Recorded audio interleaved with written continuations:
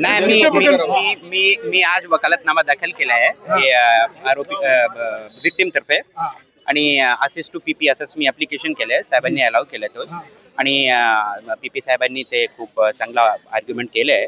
आज 27 पर्यंत त्यांना पीसी दिले. सर काय आरोप आहे त्यांच्यावर? आरोप म्हणजे असं FIRचं जे पॉस्कोचा कायदा लावलाय आणि BNS मध्ये जे नवीन कायदा आहे ना तोच लावलाय. त्याच्यामध्ये आता मॅटर अंडर इन्व्हेस्टिगेशन आहे. इन्व्हेस्टिगेशन असे नंतर काय ते होतं मी तुम्हाला नक्की थोडक्यात काय प्रकार घडला होता?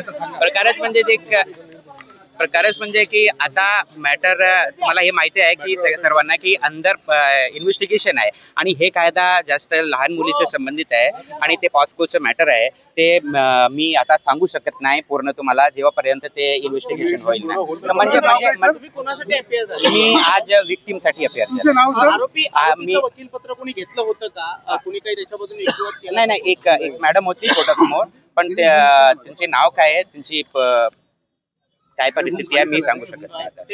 सर तुमचं नाव काय? माझे आडनाव पांडे, ॲडव्होकेट MD पांडे.